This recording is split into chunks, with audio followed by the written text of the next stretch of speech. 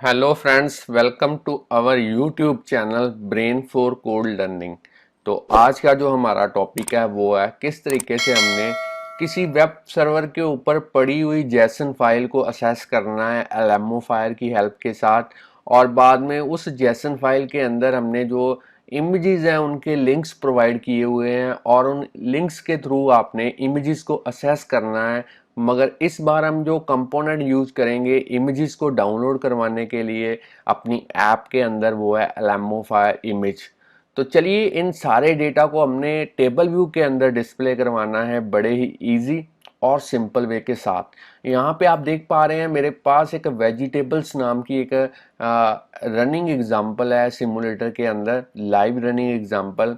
और यहाँ पे आप देख पा रहे हैं पर्टिकुलर जो इमेज है उसका जो नेम है वो हमने जेसन फाइल से असेस किया है। अगर मैं आपको जेसन फाइल दिखाऊं तो आप देख पाएंगे कि वेब सर्वर के ऊपर यहाँ पे आप देख पा रहे हैं मेरा लिंक है ये उस जेसन फाइल का जो कि पर्टिकुलर वेब सर्वर के ऊपर पड़ी हुई है। और उसके अंदर जो डेटा मैंने जेसन फाइल के अंदर लिखा हुआ है, कोड किया हुआ है, वो इस तरीके से है। नेम, वेजिटेबल का नेम और साथ में इमेज नेम, और जो इमेज है उसका लिंक जो है वो भी किसी पर्टिकुलर जेपीजी फाइल का लिंक है जो वेब सर्वर के ऊपर ही पड़ा हुआ है। और अगर मैं उसको ओपन करके दिखाऊं तो आप देख पाएंगे ये लिंक है उस इमेज का। और यहाँ पे मेरे पास जो इमेज 100 बाय 100 डायमेंशन की है, सारी इमेजेस का जो साइज है मैंने 100 बाय 100 ही लिया है। तो ये दोनों जो यहाँ पे जो फाइल है जेसन फाइल और साथ में जो जेपीजी इमेजेस हैं वो सारी वेब सर्वर के ऊपर पड़ी हुई हैं। इंटरनेट के थ्रू जो है हम इसको कोशिश करेंगे डाउनलोड करने की और डिस्प्ले करवाने की इन प्रॉपर वे अपने टेबल व्यू के अंदर। तो चलिए अब हम एग्जांपल की तरफ चलते हैं। और यहाँ पे आप देख पा रहे हैं मैंने इमेजेस को प्रॉपरली डिस्प्ले करवाया है। और अगर थ्योरेटिकली थोड़ा सा मैं आपको हर एक कंपोनेंट के बारे में बताऊं तो सबसे पहले आपको एलएमओ फायर के बारे में पता होना चाहिए। तो ये एक थर्ड पार्टी नेटवर्किंग लाइब्रेरी है। जब भी आपको अपनी ऐप के अंदर इंटरनेट के थ्रू किसी वेब सर्वर को असेस करने की ज़रूरत पड़ती है, किसी फाइल को डाउनलोड करवाने की ज़रूरत पड़ती है, तो आप एलएमओ फायर बड़े इजीली यूज़ कर सकते हैं। स्विफ्टी जेसन ये भी एक लाइब्रेरी है जिसकी हेल्प के साथ हम किसी भी जेसन जो जावास्क्रिप्ट नोटेशन फाइल होती है उसको ईजिली रीड कर सकते हैं, प्रोसेस कर सकते हैं। कोकोआ पोड्स, तो जब भी हमने किसी थर्ड लाइब्रेरी को अपनी ऐप के अंदर यूज़ करना है जैसे एलएमओ फायर को, स्विफ्टी जेसन को, और भी कई लाइब्रेरीज हैं, तो हमें डिपेंडेंसी मैनेजर की ज़रूरत पड़ती है जो कि हमारा कोकोआ पोर्ट्स जो है बड़े अच्छे से काम करता है डिपेंडेंसी मैनेजर का। और मिलियंस ऑफ ऐप्स हैं जो लाइब्रेरी यूज़ करती हैं जो कि हमारे कोकोआ पोर्ट के अंदर अवेलेबल है। तो इसी को हम यूज़ करेंगे। आगे यूआई टेबल व्यू के बारे में आपको काफ़ी बार मैं आपको बता चुका हूँ कि जब भी आपने iOS के अंदर इनबिल्ट क्लास को यूज़ करना है तो आप डेटा को जो है स्क्रोलिंग लिस्ट ऑफ आइटम्स की फॉर्म के अंदर डिस्प्ले करवा सकते हैं। एलएमओफायर जो है एक इमेज कंपोनेंट लाइब्रेरी है एलएमओफायर के लिए। जब भी आपने एलएमओफायर के थ्रू किसी लिंक के थ्रू जो है यूआरएल के थ्रू इमेजेस को डाउनलोड करवाना है ऐप के अंदर डिस्प्ले करवाने के लिए, तो आप एलएमओफायर इमेज को जो है बड़े इजी और सिंपल वे के साथ जो है यूज़ कर सकते हैं। तो चलिए अब हम देखेंगे कि ये वाली एग्जांपल आपने डेवलप कैसे करनी है प्रैक्टिकली। फ्रेंड्स, स्टूडेंट्स, अगर आप इस चैनल के ऊपर नए हैं, चैनल को सब्सक्राइब करना मत भूलिए, अभी सब्सक्राइब कर लें, क्योंकि इस चैनल के ऊपर हम डेली प्रोग्रामिंग के रिलेटेड जो वीडियो ट्यूटोरियल्स हैं वो अपलोड करते रहते हैं, जिससे आपको प्रोग्रामिंग सीखने और समझने में काफ़ी हेल्प मिलेगी। और साथ में कहीं पे भी आपको कोई दिक्कत, कोई प्रॉब्लम आती है तो आप हमें ईमेल करके, कमेंट करके इसके बारे में जो उसका सल्यूशन है वो पा सकते हैं। तो अब मैं इसको क्लोज़ कर देता हूँ, पूरे प्रोजेक्ट को क्लोज वर्क स्पेस, और नए प्रोजेक्ट के साथ शुरुआत करेंगे। यहाँ पे सिलेक्ट करते हैं project, single view app. Product name के अंदर आज की एग्जांपल का जो नेम है वो आप यहाँ पे लिख सकते हैं, LMO fire with LMO fire image. तो चलिए बाकी सेटिंग्स आपने डिफॉल्ट रहने देनी है। जो लैंग्वेज मैं यूज़ कर रहा हूँ आज की एग्जांपल के लिए वो है स्विफ्ट। इसको नेक्स्ट कर देते हैं। अब आपने डेस्कटॉप के ऊपर ही इसको क्रिएट करना है, तो मैं क्रिएट कर देता हूँ पूरे प्रोजेक्ट को। फ्रेंड्स स्टूडेंट्स, अगर आप मैं आपको बिल्ड सेटिंग्स के अंदर दिखाऊं तो जो मैंने वर्जन यूज़ किया है स्विफ्ट का वो है 5, और अगर मैं आपको एक्स कोड का वर्जन दिखाऊं तो वो है 10.2.1, और जो मेरे पास लैपटॉप है वो है मैकबुक एयर। तो चलिए अब हमने इसको प्रोडक्ट को क्लोज कर देना है, क्योंकि हमने पोर्ट्स जो हैं वो इंस्टॉल करने हैं, थर्ड पार्टी लाइब्रेरी जो है वो इसके अंदर एम्बेड करनी है। तो वो किस तरीके से करनी है, बड़ा ही इजी और सिंपल वे है एम्बेड करने के लिए।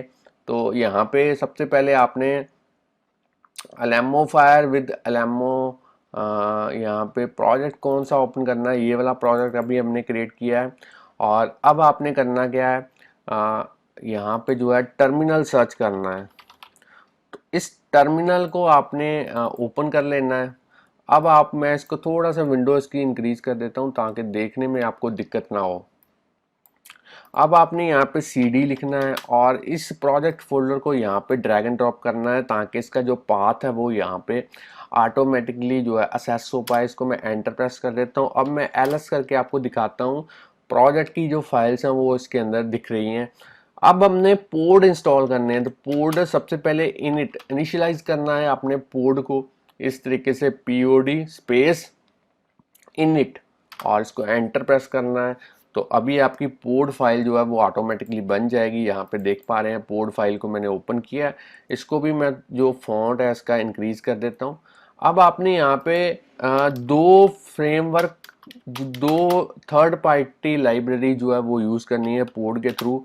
मैं यहाँ पे लिखूँगा पोर्ड इंस्टॉल्स, कौन कौन सी लाइब्रेरी करनी है। सबसे पहले अलेमो फायर स्विफ्टी जेसन, ये वाला जो है लाइब्रेरी वो इंस्टॉल करनी चाहते हैं हम।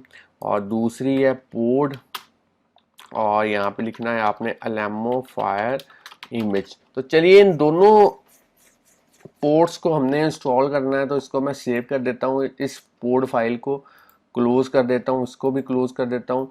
अब हमने यहाँ पे कमांड लिखनी है पोर्ड इंस्टॉल।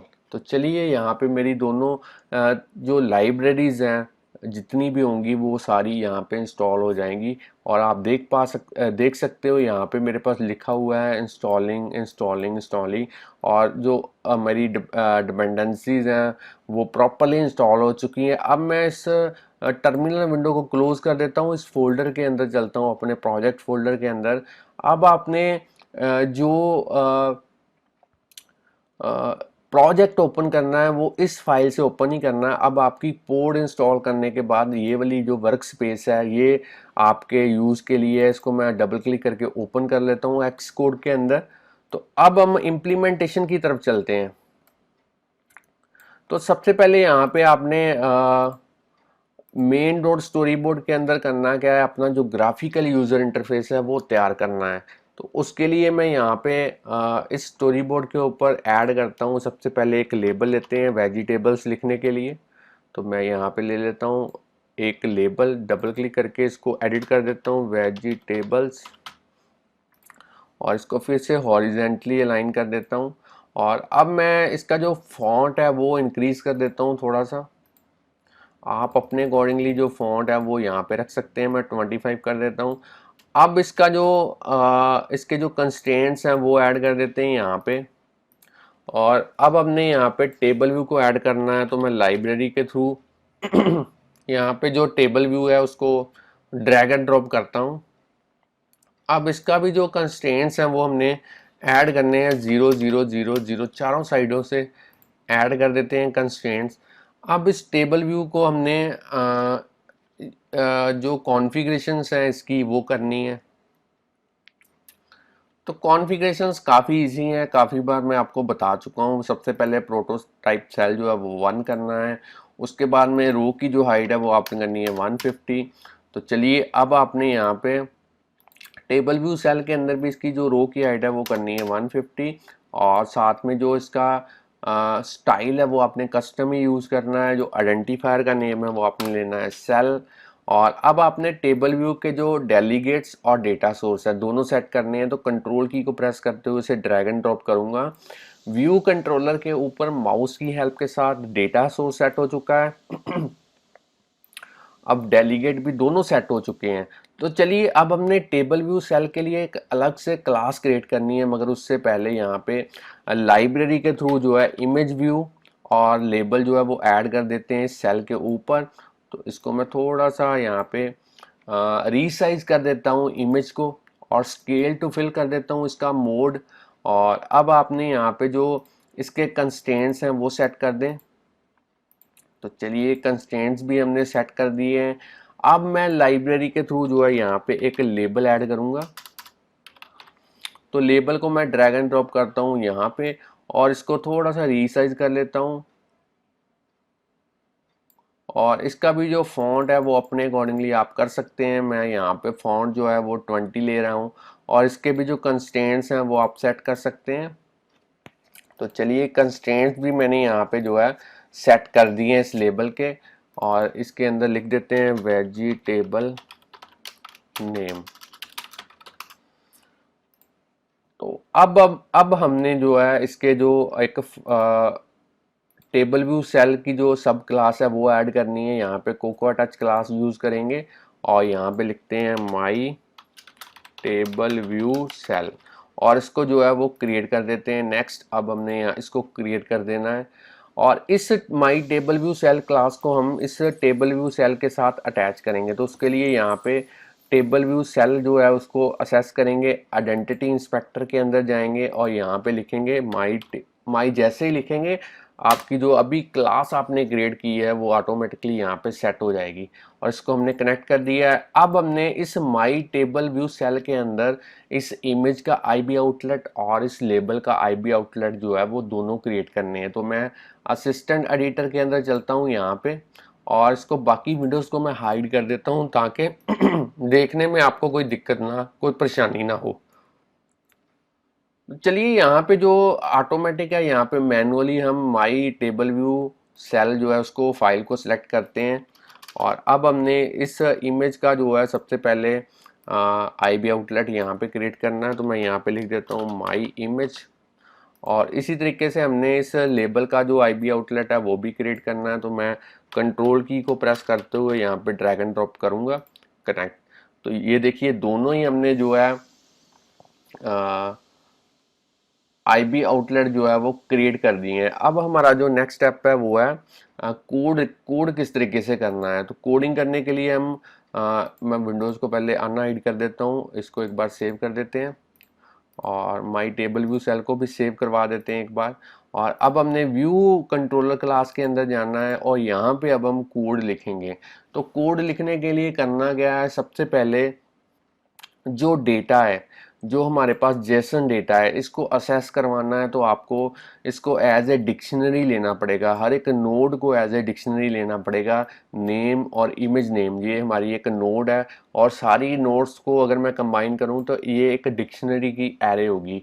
तो उसको हम यूज़ करने के लिए यहाँ पे एक वेरिएबल लेते हैं। तो मैं सबसे पहले ऊपर जो है अपने मॉड्यूल जो है वो इंपोर्ट कर देता हूँ लेमोफायर, और उसके बाद में import SwiftyJSON, import Alamofire image. तो चलिए ये तीनों जो मॉड्यूल्स हैं वो मैंने यहाँ पे कैप्चर करवा लिए हैं। अब मैं यहाँ पे एक वेजिटेबल नाम की लिस्ट क्रिएट करूँगा, वेजिटेबल्स लिस्ट, और इसको जो है एज ए एरे यूज करना है। मगर एरे किस टाइप की होगी, ये एक डिक्शनरी होगी, स्ट्रिंग और एनी।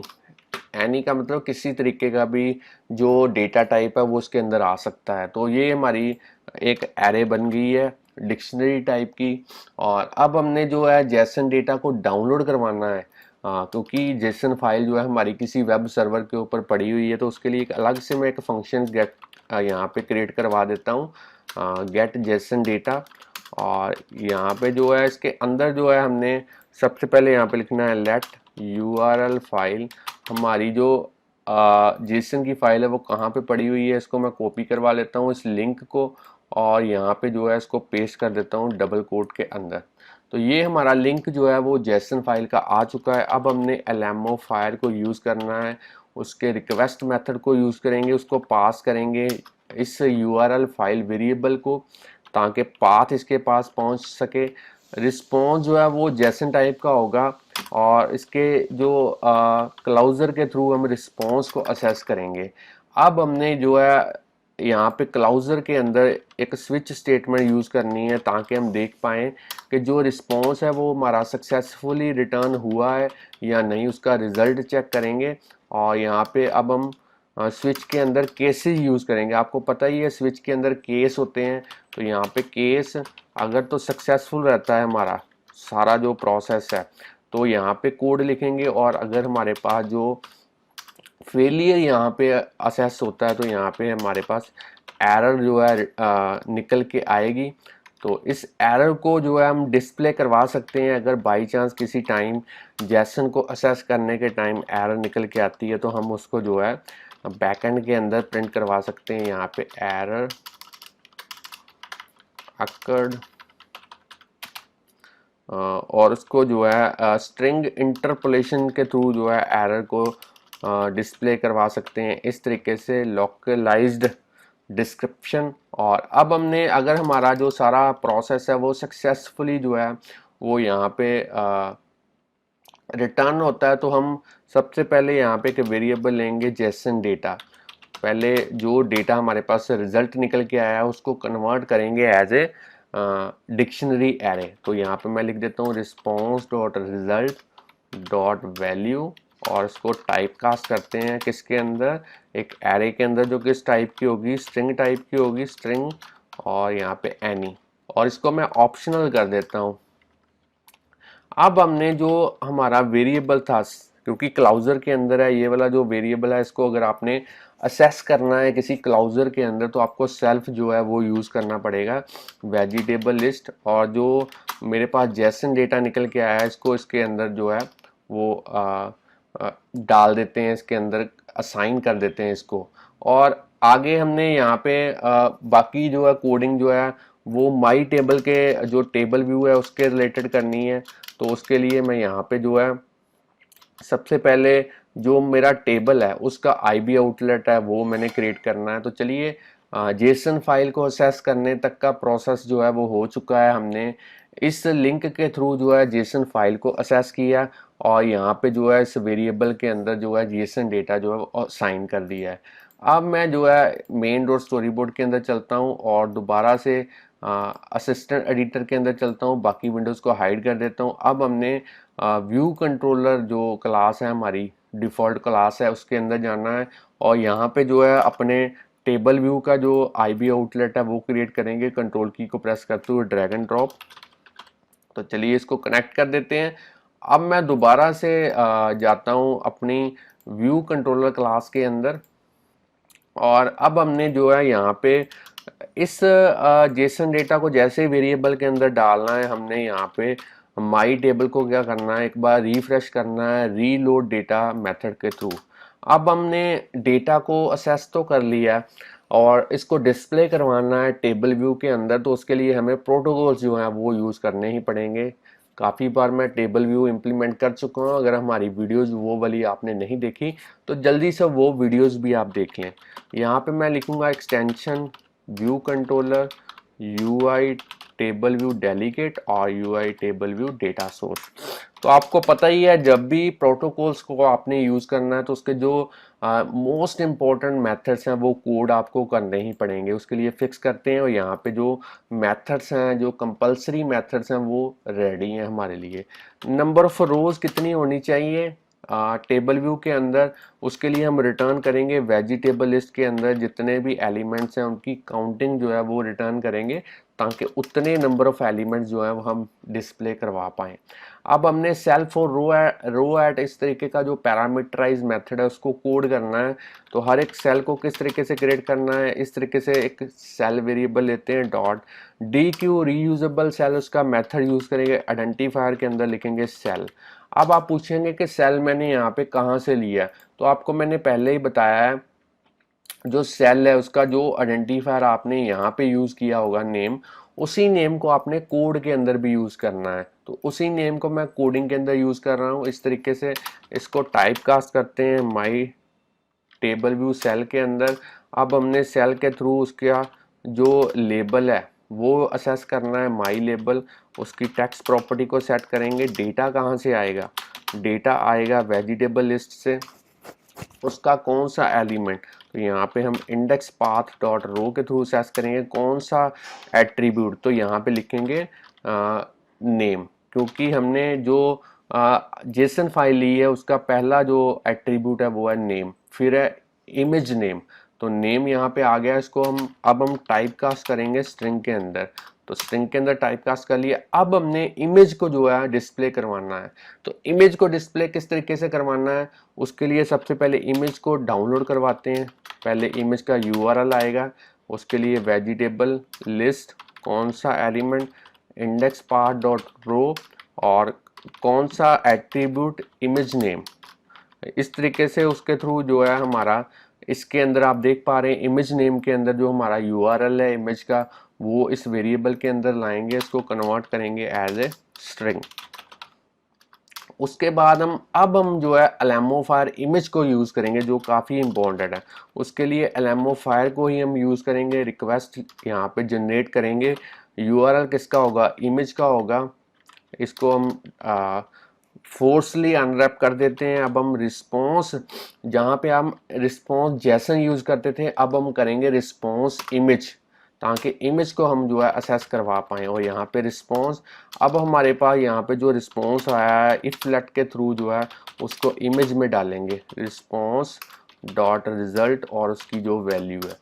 अब हमने करना क्या है, अब हमने क्योंकि हमारा मेन थ्रेड जो है वो डेटा डिस्प्ले करवाएगा, और एक और हमने एक थ्रेड जो है मेन थ्रेड के थ्रू जो है इसका डेटा जो है यहाँ पे मैं लिख देता हूँ dispatch Q main dot async, ताकि असिंक्रोनसली जो इमेजेस हैं वो डाउनलोड होने के बाद डिस्प्ले होती जाएं टेबल व्यू के अंदर। यहाँ पे मैं लिख देता हूँ माई इमेज डॉट इमेज, और यहाँ पे जो भी इमेज आई है उसको। और अब हमने करना क्या है, अब हमने यहाँ पे जो ये यहाँ तक हो गई, ये यहाँ तक आपने कर दिया, और आगे जो हमारा सेल है उसको हमने रिटर्न करना है, तो उसको यहाँ पे लिखेंगे रिटर्न सेल। तो चलिए सेल को भी मैंने रिटर्न कर दिया। फ्रेंड्स स्टूडेंट्स, अगर आपने कोडिंग यहाँ पे देख लेते हैं क्या एरर है, ये यहाँ तक आ गया, ये यहाँ तक आ गया, और रिटर्न सेल जो है वो नीचे आएगा। इसको मैं नीचे लेके जाता हूँ, तो चलिए यहाँ पे रिटर्न सेल थोड़ा सा नीचे आएगा, एक कर्ली ब्रेसिस से नीचे। तो फ्रेंड्स थोड़ा यहाँ पे कोडिंग हमने कर दी है। अब हमने क्योंकि एक कॉन्फ़िगरेशन और करनी है, हमने नेटवर्क को यूज़ करना है, तो उसके लिए पी लिस्ट के अंदर चलते हैं और यहाँ पे प्लस के ऊपर क्लिक करेंगे। अब हमने इसमें से सिलेक्ट करना है ऐप ट्रांसपोर्ट सिक्योरिटी सेटिंग, इसको आपने सेट करना है। तो इसके लिए मैं इसको सबसे पहले यहाँ पे एक्सपेंड करता हूँ। अब हमने प्लस के ऊपर क्लिक करना है। अब हमने यहाँ पे अलाउ आर्बिट्रेरी लोड्स जो हैं, इस तरीके की सेटिंग जो होती है हमारी, इसको हमने यस करना है यहाँ पे, ताकि हम परमिशन दे पाएँ अपनी ऐप को कि वो नेटवर्क को यूज़ कर पाए। अब मैं पूरी तरीके से ऐप मेरी बिल्कुल तैयार है। इसको एक बार सिमुलेटर के अंदर रन करते हैं और देखते हैं क्या ये हमारा डेटा जो जेसन फाइल का वेब सर्वर के ऊपर पड़ा हुआ है उसको क्या डिस्प्ले करवा पाती है। तो ऐप हमारी प्रॉपरली बिल्ड हो चुकी है। तो अब हम देखेंगे क्या नेटवर्क के थ्रू जो है ये डेटा को असेस कर पाती है। एक चीज़ हमने यहाँ पे नहीं यूज़ की, वो है हमने जो मेथड यहाँ पे ये वाला क्रिएट किया था, इसको हमने कॉल नहीं किया। तो इसको व्यू डिड लोड के अंदर कॉल करवा देते हैं, और एक बार फिर से इसको मैं रन करता हूँ।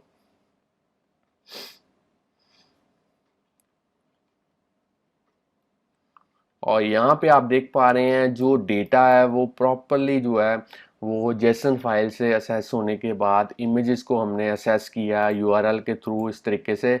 और यहाँ पे जो है सिमुलेटर के अंदर जो डेटा है वो प्रॉपरली डिस्प्ले हो चुका है। फ्रेंड्स स्टूडेंट्स, अगर आपको आज की एग्जांपल के बारे में नॉलेज मिल चुकी है कि किस तरीके से एलेमोफायर को, स्विफ्टी जेसन को और एलेमोफायर इमेज को आपने यूज़ करना है, तो जल्दी से इस वीडियो को लाइक कीजिए। वैसे हमने जो स्विफ्टी जेसन है उसका एक जेसन मेथड है वो हमने यहाँ पे यूज़ नहीं किया, मगर नेक्स्ट किसी वीडियो में उसके बारे में भी मैं आपको जो है वो बता दूंगा। तो अगर आपको वीडियो अच्छी लगी है तो लाइक कीजिए, चैनल को सब्सक्राइब करना मत भूलिए, और इसी तरीके से हमारे चैनल के साथ जो है कनेक्टेड रहिए ताकि प्रोग्रामिंग आपको अच्छे से आए। Thanks friends for watching our videos.